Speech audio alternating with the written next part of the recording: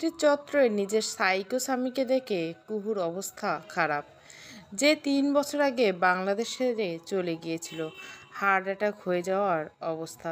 প্রচণ্ড ঘামতে থাকে। পাশ থেকে কুহুর বান্ধবী তারা বলে, কিরে এমন রোবটের মতো স্ট্যাচু হয়ে গেলি কেন? ক্লাসে শুরু হওয়ার সময় হয়ে গেছে। কুহু, আমি বাড়ি যাব। তারা, কেন, কি হয়েছে? কুহু, আমাকে বাসায় আগায় দিয়ে আয়, তারপর বলবো। কুহুর অবস্থা দেখে তারা আর কিছু না বলে বাসায় নিয়ে যায়। বাসায় গিয়ে কোনো কিছু না বলে দরজা আটকে বসে অতীতের স্মৃতিচারণ করতে থাকে। 3 বছর আগে তার সাইকো ফুফুতো ভাই তাকে এক কথায় জোর করে বিয়ে করেছিল। বাবা মা সকলে নাড়াচ্ছিল বিয়েতে, তবুও সাইকোটার সামনে হার মানতে হয়েছিল। কেউ কিছু করতে পারেনি। 1 মাসের সংসার ছিল তার। প্রতিদিনে ওই সাইকোটার হাতে মার খেত।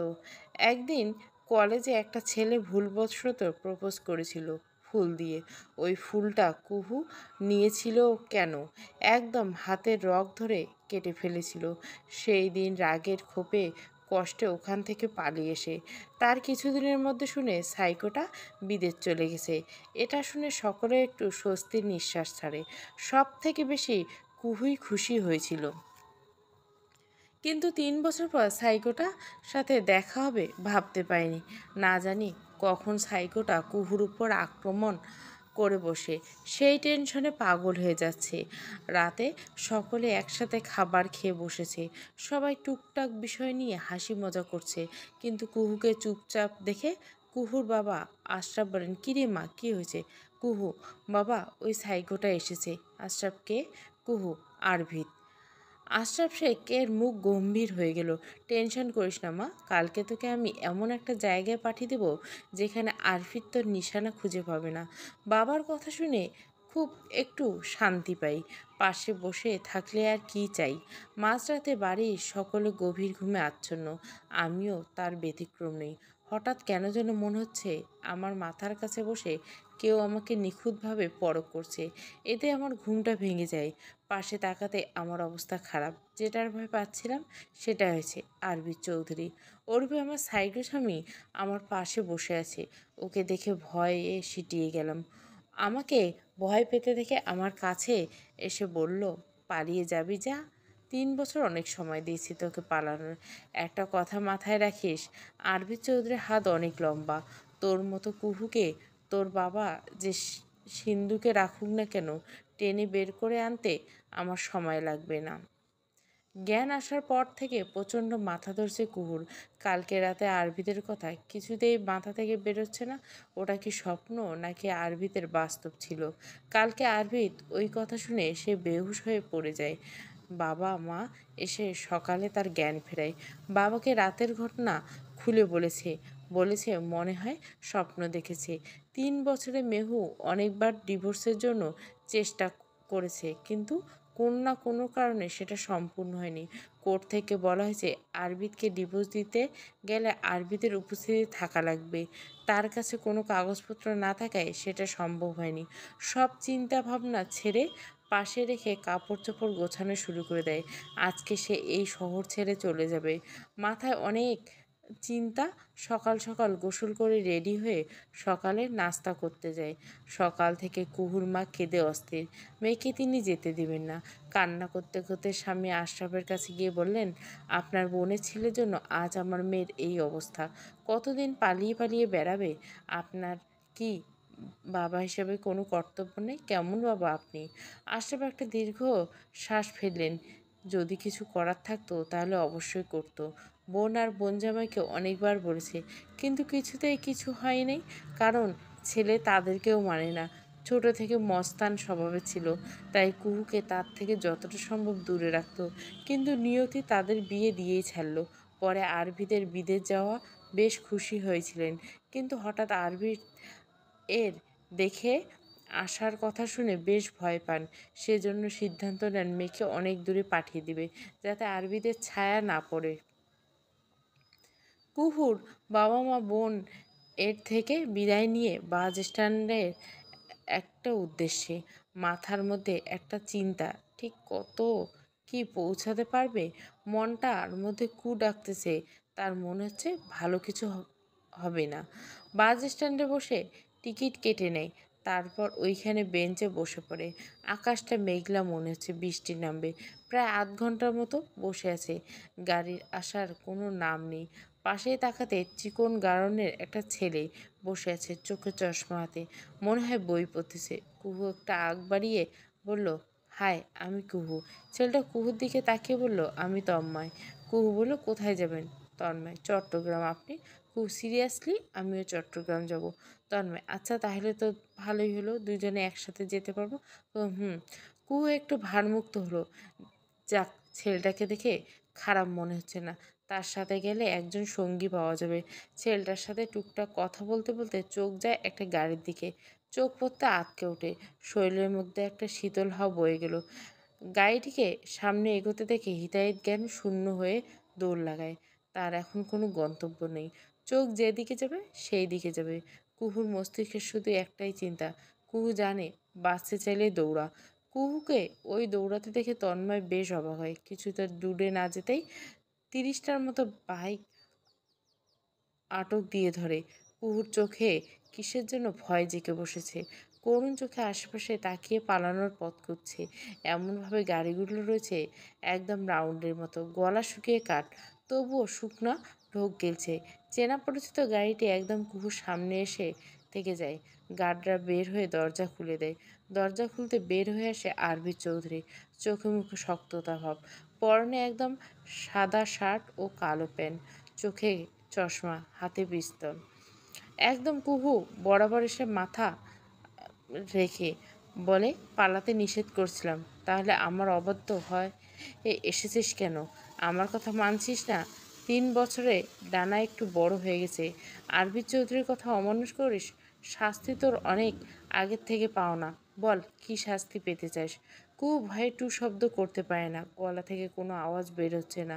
আরবিদ কুহুর মুখের মাছ টান দিয়ে ছিঁড়ে ফেলে দাঁতে দাঁত চেপে বলল, পর্দা করিস পর্দা? তাহলে অন্য পুরুষের সাথে কথা কিভাবে বলিস? আবার ভাতার রেখে অন্য কোথাও যাওয়ার চিন্তা আসে কোথা থেকে? কুহুর মাথায় ধাক্কা দিয়ে বলে, ও, এই মাথা থেকে? এই রাফি, পাথর নিয়ে আয়, এই মাথাটা আজ আমি ফাটিয়েই ফেলবো। কুহুর চোখ দিয়ে অনবরত পানি পড়ছে, যা দেখে আরবিদের মেজাজ আরও গরম হয়। আরবিদ একটু সামনে এগোয়, কুহু আর একটু দূরে সরে যায়। এবার মাথায় আগুন ধরে যায় আরবিদের। আরবিদ নিচু হয়ে বসে, কুহুর পা বরাবর শ্যুট করে দেয়, দিয়ে বলে, পা দিয়ে পালিয়ে যাস না? ওই পা যদি না থাকে কিভাবে পালাবি? কুহুর চোখ দিয়ে অনবরত পানি দেখছে, যা দেখে আরবিদের মেজাজ আরও গরম হয়। আরবিদ একটু সামনে এগোয়, কুহু আরেকটা দূরে সরে যায়। এবার আরবিদের আগুন ধরে যায় আরবিদের। আরবিদ নিচু হয়ে বসে, কুহুর পা বরাবর শ্যুট করে দেয়, দিয়ে বলে, পা দিয়ে পালিয়ে যাস?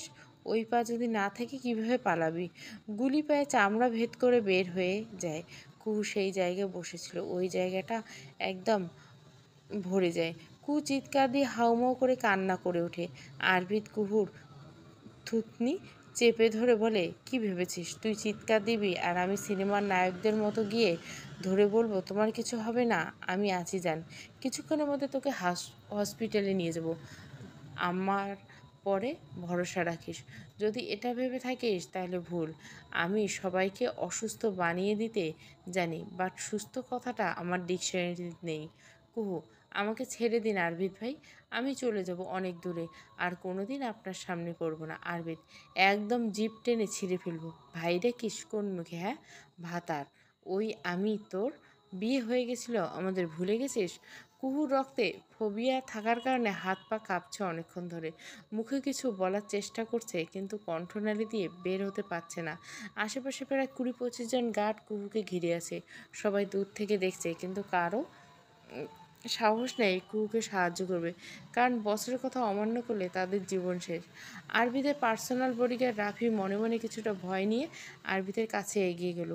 আরবিদ গাড়ির ডিক্কির উপর পা ঝুলিয়ে বসে থেকে দূর থেকে কুহুকে পরখ করছে। রাফি আরবিদের কাছে এগিয়ে গিয়ে বলল, ভাই। আরবিদ, কোনো সুপারিশ শুনতে চাই না এখন, অন্য কিছু বলার থাকলে তাই বল। রাফিদ, আমি ভাবি আম্মার অনেক রক্ত বের হয়ে গেছে, এর থেকে বেশি গেলে তাকে বাঁচানো সম্ভব না। আবিদ, মরুক গে, তাতে আমার কি? আমার নিষেধ সত্ত্বেও ও আমার কথা অমান্য করছে। রাফি ভাই আর কিছুক্ষণ এইভাবে থাকলে মারা যাবে। আরবি চিন্তা করিস না, এত সহজে ওর মৃত্যু হবে না। আমার 3 বছরের হিসাব নিকাশ এখনো বাকি, আর পেন্ডিং জিনিসগুলো আমার পছন্দ না। ওর মৃত্যু আছে আমার হাতে, এবং খুব নিষ্ঠুরভাবে। এইটুকু সহ্য করতে না পারলে আমার হাতের মৃত্যু যন্ত্রণা কীভাবে সহ্য করবে? কুহুর মাথার মধ্যে ঘুরছে, চোখে ঝাপসা দেখতেছে, মনে হচ্ছে পৃথিবী ঘুরাপাক দিচ্ছে। চোখের পাতা অন্ধকার নেমে এসছে, আর পারল না। চোখে ঝাপসা, সামনে থাকা নিষ্ঠুর মানুষটার দিকে তাকিয়ে মাথা ঘুরে পিছঝালা রাস্তায় পড়ে গেল। ইগলের মতো চোখ ধারালো, দুটি চোখ এক জায়গায় স্থির। উৎসুক মুখে সকলে তার মুখের দিকে চেয়ে আছে, তার মুখের একটা বুলি শোনার জন্য ব্যাকুল হয়ে আছে। সকলের চিন্তাধারা ভেঙে আরবিদ গাড়ির পর থেকে নেমে এলো। রাফিকে বলল, রাফি, কুইকলিকে ডাক্তারকে ফোন দিয়ে আসতে বল। রাফি, জি বস। রাফি ডাক্তারকে ফোন করে ঠিকানা বলে দেয়। আরবিদ লম্বা লম্বা পা ফেলে কুহুকে কাছে গিয়ে কুহুকে কোলে তুলে নেয়, নিয়ে কানে কানে বলে, একটুতেই এই অবস্থা ডার্লিং? এখনও তো 3 বছরের শাস্তি বাকি, আর তোর সকল পাপ কানায় কানায় পূর্ণ। সো ক্ষমা পাওয়ার কোনো চান্স নেই। আরবিদ কুহুকে গাড়ির সিটে ছুঁড়ে ফেলে পাশের সিটে বসে গাড়ি স্টার্ট দেয়। কোলে নেওয়ার জন্য সাদা শার্টে ছোপ ছোপ রক্তের দাগ লেগে আছে। কুহুকে নিয়ে তার বর্তমান গন্তব্যের দিকে রওনা হয়। চারিদিকে ভ্যাপসা গন্ধ, চোখটা খুলতে খুব কষ্ট হচ্ছে কুহুর, তবুও টেনে টুনে খুলে আশেপাশে তাকিয়ে বোঝার চেষ্টা করে কোথায় আছে সে। পায়ে বিষের মতো ব্যথা, পা মোটেও নড়াতে পারছে না, পায়ে ব্যান্ডেজ করা, চোখে নোনা জল গড়িয়ে পড়ছে। হঠাৎ নাকের মধ্যে ভুরভুর করে ঢুকে গেল লাক্সা পারফিউমের ঘ্রাণ। চোখ মেলে তাকাতে সামনে ভেসে উঠল আরবিতের মুখ। ঘৃণায় মুখ সরিয়ে নেয় কুহু। কুহুকে ঘৃণায় মুখ ফিরিয়ে নিতে দেখে আরবিদ বেশ মজা পায়। কুহুর সামনে চেয়ার নিয়ে বসে বলে, খুব বেশি কষ্ট হচ্ছে বউ?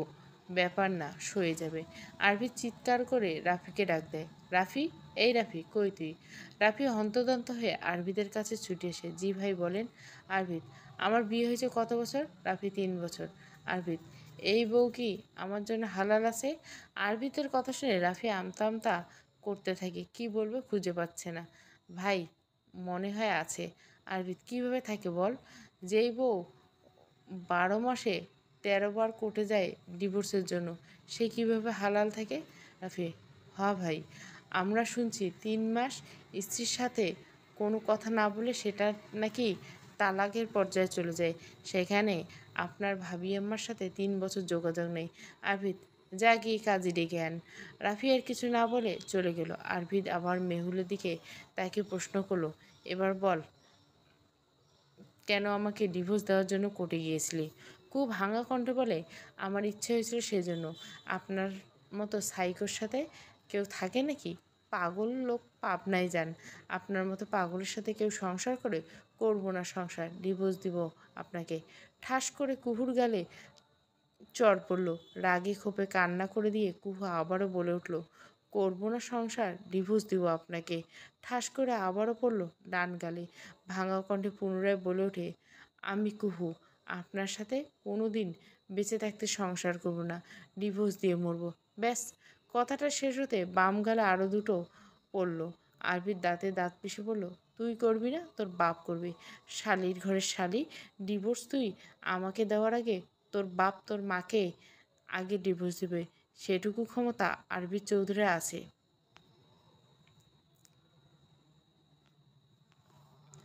কুহু, ঠান্ডা পড়ুক আপনার মুখে। আরবিদ, হাসালি, আমার না তোর মাথায় পড়ুক। কুহু, আমাকে আটকে রেখেছেন কেন? আরবিদ, বাসর করবো সেজন্য। কুহু, আপনার বাসর করার আগে আমি আপনাকে ডিভোর্স দিব।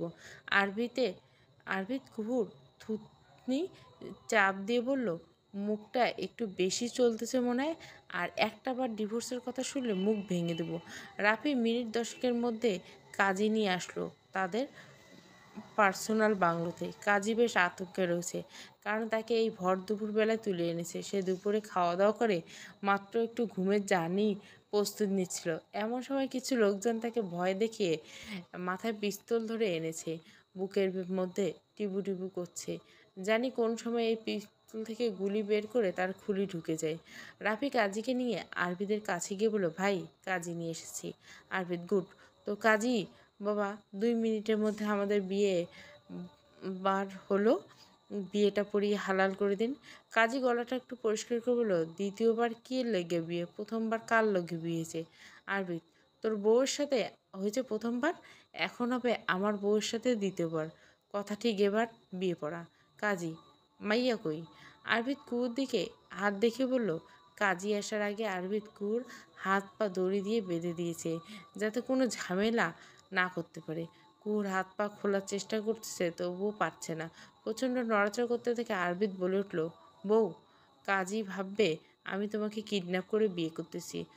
কাজীর দিকে তাকিয়ে বলল, কাজী সাহেব, আপনি অন্তত আমাকে বাঁচান, ওরা আমাকে কিডন্যাপ করেছে, আমি বিয়ে করব না। আরবিদ, নাগর কয়টা আছে যে আমাকে বিয়ে করবি না? বিয়ে বিয়ে নাটক আর সহ্য হচ্ছে না। কাজী একটু সাহস করে বলল, আপনারা তো এই অসহায় মেয়েটাকে তুলে এনেছেন কেন লাগে? আমি কিন্তু পুলিশের কাছে বিচার দেব। আপনি একটু পুলিশকে ডেকে আনেন, তাহলেই হবে। আরভিদ রাফির দিকে চেয়ে বলল, বালের বাল, সব বাল আমার কপালে জুটছে। ভালো কথাই এই মানুষ জাতির সাথে পারা সম্ভব না। শালা সব খোদার বান্দা। আর তুই কোন দেশ থেকে কাজী আনছিস আমার সাথে জেরা করে? আমার ভালো ব্যবহার সুযোগ নিচ্ছে। যা, পিস্তল নিয়ে আয়, দুটোরে পারে উপরে পাঠিয়ে দিই। রাফি পকেট থেকে বের করে আরবিদের হাতে দিয়ে বলল, এই যে পি ড্যাশ। আরবিদ, সামনে থেকে সর। রাফি সামনে থেকে সরে গেল। আরবিদ গায়ের শার্টটা খুলে মাজা বরাবর বেঁধে নিয়ে ক্রিমিনাল হাসি দিয়ে কাজের কাছে গিয়ে একদম পেটের কাছে লাগিয়ে বলল, দেখ বাবা, মন মাথা ভালো না এমনিতে। বিয়ে হচ্ছে 3 বছর, বাসর হলে একদিনও। বউ আমায় অনেকবার ডিভোর্স দেওয়ার চেষ্টা করছে, সেই জন্য আমার বিয়ে মনে হলো বিয়েটা হারাম হয়ে গেছে। দেখ, তোর সাথে আমার কোনো শত্রুতা নেই। উপরে যদি যেতে না চাস, ফার্স্টলি বিয়েটা পড়া।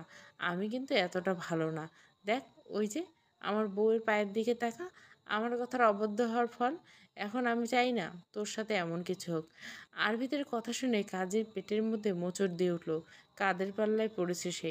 আর কিছু না বলে বিয়েটা পড়ানো শুরু করলো, কারণ তার এখন যান বাঁচানো ফরজ। সকল দোয়া কালাম শেষ করে কুহুর দিকে তাকিয়ে বলল, কবুল বলে আমাকে বাঁচিয়ে দাও মা। আরবিদ কপালে 2 আঙ্গুল দিয়ে ঘেঁষে বলল, কাজী, বউ আমার কবুল না বললে তোর খবর আছে। কাজী, বউ তোমার বাপ, আমি কিভাবে কবুল বলাইব? কুহুর যদি ক্ষমতা থাকতো তাহলে আরবিদকে ভস্ম করে দিত, কিন্তু আল্লাহ থেকে সে ক্ষমতা দেয়নি। চোখ তো থামছে না, চোখ দিয়ে লেবুর পানি গড়িয়ে পড়ছে অনবরত। অতিরিক্ত কান্নার ফলে গলা ভেঙে গেছে, চোখ মুখের অবস্থা খারাপ। সেই সকালে বোরখা গায়ে এখনও, না খেয়ে থাকার কারণে গায়ে একটুও বল নেই। তবু নিভু নিভু কণ্ঠ বলল, দোহাই লাগি, আমাকে ছেড়ে দিন, আমি আমার মা বাবার কাছে যাব। আর পারতেছি না। আরবিদ, ও ছোট মাননি, বাবা মায়ের কাছে যাবি? হ্যাঁ, আচ্ছা, তোর আগে তোর বাবা মাকে ওই পারে পাঠিয়ে দিই, তারপর তুই যাবি, তাহলে বিষয়টা কেমন হবে? কুহু, বাবা মাকে কিছু করবেন না দয়া করে। আরবিদ, কবুল বল বান্দির বাচ্চা, নয়তো জানে শেষ করে দিব। জানের মায়া থাকলে কবুল বল। চিৎকার দিয়ে বলে উঠল, বলবো না কবুল, যা পারেন তাই করেন। আগেরবারের মতো এবার আর আমাকে দিয়ে কবুল বলাতে পারবে না। আরবিদ কুহুর চুলের মুঠি ধরে বলল, আমার জন্য কবুল বলবি না তো কার জন্য বলবি? ও, তোর তো আবার অনেক নাগর আছে, যাদের সাথে বাস স্ট্যান্ডে দাঁড়িয়ে কথা বলিস, কলেজের সামনে দাঁড়িয়ে ফুচকা খাস, ক্লাসে বসে নাগরের সাথে হেসে হেসে কথা বলিস। কী ভাবিস আমি খবর রাখি না? হ্যাঁ, দেশে ছিলাম না মানে এটা না যে তোমার কোনো খোঁজ খবর আমি রাখিনি। আমার তো লজ্জা লাগে, তুই আমার বউ, আমার বউ হওয়ার পরে তুই এগুলো করছিস। এবার তুই বুঝবি আমি কি জিনিস। ব্যথায় কুচকে উঠে বললে, হ্যাঁ করছি এবং করব। মেরে দেন, আপনার নামে থাকার থেকে মরে যাওয়া ভালো। যত কিছু বলুন না কেন, তবু কবুল বলবো না। আরবিদ এর মুখমণ্ডল রক্তমণ্ডল ধারণ করছে। আজকে সে দেখে নিবে এই এক রক্তিমের এত জেদ কেন। গর্জে উঠে বলল, রূপ, তোর এই রূপের জন্য এত জেদ না, আজকে এই রূপ জ্বালিয়ে দেব। আরফিদ, রাফি, যা নিয়ে আয়। আমার সাথে যারা বেইমানি করবে তাদের ছাড় নেই। কথা আছে না, সোজা আঙ্গুলে ঘি না উঠলে? এখন আমার আঙ্গুল সোজা রেখে হচ্ছে না, বেঁকিয়ে ফেলতে হবে। কাজী যদি পারত ওইখানে 2 নাম্বার কাজটা করে দিত। তার এমন সিরিয়াসলি অবস্থা। রাফি একটা কৌটো এনে আরবিতে হাতে দিল। কুহুর এবার কলিজায় কেঁপে উঠল, কারণ আরবিদ কি পারে সেটা কুহু ভালো করে জানে। মুখে যা আসছে তাই তো ভুলে ফেলছে। আরবিদের হাতে কৌটোর সিপি খুলে কুহুকে বলল, সকালে শাস্তিটা অল্প হয়ে গেছে তাই না? ভালো থাকিস ওপারে। আরবিদ কুহু বরাবর মারতে উদ্যত হতে কুহু 2 হাত দিয়ে মুখ ঢেকে কবুল বলে উঠল। কাজী পাশ থেকে বলে উঠল, থামো বাবা, মামুনি কবুল বলছে। কুহু কবুল বলার শব্দে আরবিদ থেমে গেল। কুহুর পায়ে ভয়ে হাতে পায়ে কাঁপন ধরে গেছে, এখনো মুখে হাত দিয়ে কাঁপতেছে। আরবিদ কবুল বলে রাফিকে উদ্দেশ্য করে বলল, যা গিয়ে ওই কাজীকে বাড়ি পৌঁছে দিয়ে আয়। যত বকশিস চাই দিয়ে দিবি, কাজের কিছু হলে তোর খবর আছে। আরবিদের কথা শুনে কাজী স্বস্তির নিঃশ্বাস ফেলল। রাফি কাজীকে নিয়ে যেতেই আরবিদও বাহিরে চলে গেল। কুহুর আত্মনাদ কণ্ঠে বলল, হে আল্লাহ, তুমি আমার সাথে কেন বারবার এমন করো? সংসার নিয়ে প্রতিটা মেয়ের কত স্বপ্ন থাকে, তাহলে আমার সাথে এমন কেন হলো? এটা বলে সে নিজের পায়ে নিজে আঘাত করতে থাকে। নখ দিয়ে নিজের মুখের চামড়া ছিন্ন বিচ্ছিন্ন করেছে। আত্মহত্যা যদি মহাপাপ না হতো তাহলে এখন সে সেটাই করতো। 5 মিনিট পর আরবিদ এসে কুহুকে জোর করে ঘুমের ইঞ্জেকশন দিয়ে দিল। হাই পাওয়ারের ইঞ্জেকশন পায় কুহু ওইখানে ঢলে পড়ল। চৌধুরী বিলা। বিকালের দিকে ড্রয়িং রুমে সকলে বসেছে। মনির চৌধুরী, আরবিদের বাবা, শবনম চৌধুরীর মা, তাদের ছোট কন্যা আদিবা চৌধুরী, ছোট বোন। মনির চৌধুরী ও আদিবা চৌধুরী ব্যবসার বিষয়ে কথা বলতে ব্যস্ত। পাশে আদিবা ফোন স্ক্রল করতে ব্যস্ত। হঠাৎ শবনম চৌধুরীর নজরে আসলো আরবিদকে। কোলে করে একটা মেয়ে নিয়ে সিঁড়ি দিয়ে উপরে উঠছে। শবনম চৌধুরী উঠে গিয়ে আরবিদের সামনে গিয়ে দাঁড়ায়। আরবিদ কিছুটা বিরক্ত হলো। তার শবনম চৌধুরীকে দেখে বেশ বুঝতে পারল। তিনি মেয়েটিকে ভালো করে পরখ করতে বুঝলেন এটাকে। গলা খাঁকড়ে দিয়ে বললেন, কুহুরে এই অবস্থা কেন? কোথা থেকে এনেছো ওরে? আরবিদ, আমি আপনাকে কৈফিয়ত দিতে বাধ্য নেই। শবনম, তুমি হয়তো ভুলে যাচ্ছ ও আমার ভাইয়ের মেয়ে। আরবিদ, আপনি হয়তো ভুলে যাচ্ছেন ও আমার স্ত্রী। সো আমাদের বিষয়ে নাক না গলিয়ে আপনি বিজনেসের বিষয়ে নাক গলান, তাতে আপনার কিছু টাকা আসবে।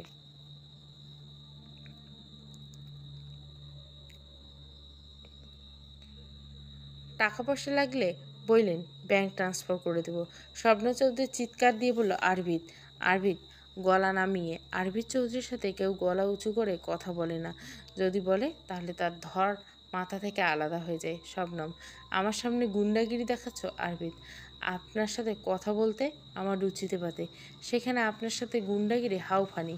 আপনি আমার বোনের মা দেখে কিছু বললাম না। নেক্সট টাইম আমার সাথে গলা উঠিয়ে কথা বললে আমি ছেড়ে কথা বলবো না। Keep that mind.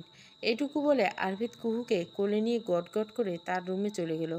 আরবিদ চলে যেতে শবনম চৌধুরী দীর্ঘশ্বাস ফেললেন। মনির চৌধুরী দূর থেকে সব দেখছে, কিন্তু তার কিছু করার নেই। হয়তো ছেলে এমন হওয়ার পিছনে কোনো না কোনোভাবে তারা দায়ী, এটা তারা মানেন। আদিবা ভীষণ খুশি, কারণ এতদিন পর তার মামাতো বোন কে ওরূপে ভাবিকে পেয়েছে।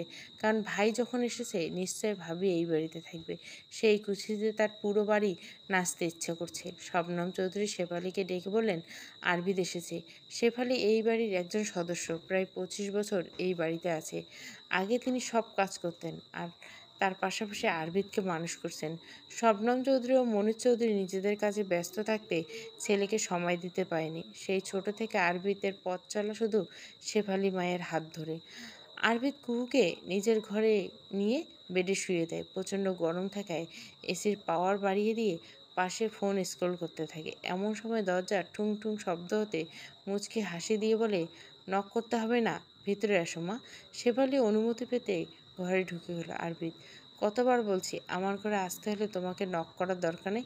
শেফালি, বাবা, তুমি কি আর ছোট আছো? এখন তো বড় হয়ে গেছো, বিয়ে করছো, তোমার ঘরে এমনি কিভাবে আসি? আরবিদ, এসেছো যখন ভালো হয়েছে। তুমি একটু কুহুকে ফ্রেশ করিয়ে কাপড় চোপড় চেঞ্জ করে দাও। আর ওর পায়ে ঝামেলা আছে, তুমি একটু সাবধানে চেঞ্জ করো, আমি গোসল করতে যাচ্ছি। শেফালি, পায়ে কি হয়েছে কুহুমার? আরবিদ, তেমন কিছু না, সামান্য একটু পানিশমেন্ট পড়েছে পায়ে।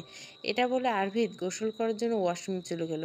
শেফালি কুহুর বোরখা খুলে পানি দিয়ে হাত পা মুছিয়ে ড্রেস চেঞ্জ করে দিয়ে খাবার রেডি করতে নিচে চলে গেল। আরবিদ প্রায় আধ ঘন্টার মতো গোসল সেরে বাইরে এলো। পরনে ব্ল্যাক ট্রাউজার, কালো গেঞ্জি, লম্বা লম্বা চুলগুলো থেকে টুপ টুপ পানি পড়ছে। চুল মুছতে মুছতে ঘরে ঢুকতে চোখ দুটো বিছানাতে আটকে গেল। বিছানায় কুহু ঘুমাচ্ছে, তার চোখের নূরে পুরো আলো। আরবিদ তাকে ঘরটা একটু পূর্ণতা পেয়েছে এই ন্যাকাবতীকে দিয়ে। আরবিদ কুহুর কাছে এসে একটু পরখ করে দেখলো, আগের তুলনায় বেশ ফর্সা হয়েছে, চুলগুলো বেশ লম্বা হয়েছে, দেখতে গোলুমোল হয়েছে। সব ঠিক আছে, কিন্তু শালির মেরুদণ্ড হাড় আর সোজা হলো না, ব্যাকা তো ব্যাকাই থেকে গেল। 3 বছর আগে যেমন অবাধ্য ছিল, এখনো তেমন অবাধ্যই আছে। অনেকক্ষণ কুহুকে দেখলো, কিছু একটা ভেবে প্রচণ্ড বিরক্ত হলো তার। বিড়বিড় করে বলল, শালি ধান্দা করে রেখেছে, ওই রূপ দিয়ে আমাকে বশ করবে, কিন্তু আমি আরভিদ আর কোনোদিন তা হতে দিব না। আরভিদ উঠে ব্যালকনিতে চলে গেল, হাতে সিগারেটটা নিয়ে জ্বালালো। সিগারেট খেতে খেতে আপন মনে বলল, কি বেঈমানটাই না করলি সাইফা, তোর জন্য অন্য নারীকে আপন করতে বিষের মতো লাগে, কারণ সেও যদি বেঈমানি করে। হঠাৎ তার ফোন বেজে উঠল আরভিদের। ফোন রিসিভ করতে ওপাশ থেকে কেউ বলে উঠল, ভাই ঝামেলা হয়ে গেছে। আরবিদ, কী হয়েছে? রাফি, আগুন লাগছে ফ্যাক্টরিতে। আরবিদ, এখন কী অবস্থা? রাফি, ভালো, বেশি ছড়ানোর আগে আমাদের লোকজন দেখে ফেলছে। আরবিদ, আমি আসতেছি। রাফি, জলদি এসেন ভাই। শুনশান রাস্তা, গাড়ি ছুটছে চলছে অন্ধকার রাস্তায়। চারিদিকে এক ভয়ঙ্কর নিস্তব্ধতা বিরাজ করছে। গাড়িতে এসি চলার পরও লোকটা থরথর করে ঘামতেছে। শুধু মন প্রাণ জুড়ে একটাই কথা বিরাজ করতে, বাংলাদেশ ছাড়তে হবে। পিছন থেকে 10-15টার মতো গাড়ি ধাওয়া করছে। গায়ে যতটুকু বল আছে সম্পূর্ণ দিয়ে ড্রাইভ করছে। হঠাৎ একটা গাড়ির সামনে পড়ায় আশার আলো নিভে গেল। তার সামনে যেতেই পড়ল না ওই গাড়ি, ওইখানে ব্রেক কষল। সেই গাড়ি থামতে পিছনের গাড়িগুলো থেমে গেল। লোকটি গাড়ি থেকে নেমে পাশে দৌড়াতে জন্য উদ্যত হতে আশেপাশে থেকে গার্ডরা ধীরে ধরল। হাতে কুড়োল নিয়ে বের হয়ে আসলো আরবিদ। মুখে ডেভিল স্মিত হাসি। ক্লিন শেপ থাকায় ফর্সা মুখের কাছে কালো তিলটা চকচক করছে। আরবিদকে দেখে মনে হচ্ছে শিকার হাতে পেয়ে বাঘ যেমন খুশি হয়, ঠিক তেমনই হয়েছে। পাশ থেকে দুজন বডিগার্ড এসে লোকটার হাত পা চেপে ধরল। আমাকে ধরেছেন কেন আরবিদ ভাই? আমি কিছু করিনি, আমি আগুন লাগাইনি, আমাকে ছেড়ে দিন। গাড়ির ডিগ্গির পর আয়েশ করে বসে পড়ল। এত প্যানিক হচ্ছে কেন? আমি কি কিছু বলেছি আপনাকে? আরবিদ চৌধুরীর হৃদ সব সহ্য করতে পারে, বাট বেইমানি না। তবু কিছু মানুষ আরবিদ চৌধুরীর সাথে বেইমানি করতেছে। ডোন্ট প্যানিক, আমি একটু আপনাকে দেখব বেইমানদের শাস্তি কিভাবে দিতে হয়। আরবিদ একদম লোকটার কাছে চলে আসলো। লোকটি জানে পানি নেই। হাতে কুড়ালটি নিয়ে লোকটির গলা বরাবর কোপ দিয়ে বলল, আমার সাথে বেইমানি করার। হয়ে গেল 1 মাস। দীর্ঘ মনস্তাত্ত্বিক বিষয় ভেবে একটা জোরে নিঃশ্বাস ছাড়ল কুহু। বিগত 1 মাস কুহু ডিপ্রেশনে ভুগছে। পুরাতন দিনের কথা যত ভুলে যাওয়ার চেষ্টা করছে, তত তালগোল পাকিয়ে মাথার মধ্যে ঘুরছে। সেদিনের পর থেকে আরবিদের সাথে দেখা হয়নি তার। দেখা না হওয়া ভালো, লোকটার কাছে থাকলে কুহুর দেহ আঘাতে ভরপুর থাকতো। আশরাফ তালুকদার সেদিন বোনের কাছে মেয়ের খবর পেয়ে ছুটে গিয়েছিলেন। গিয়ে তার স্বাভাবিকী মেয়েকে ওই অবস্থা দেখে তার কলিজা ফেটে গিয়েছিল। যদিও পুরুষ না হতেন, ওইখানে কান্না করে ফেলতেন। অনেক আদরে মেয়ে, তার কথায় আছে না, বড় সন্তান একটু বেশি আদরের, ঠিক তাই।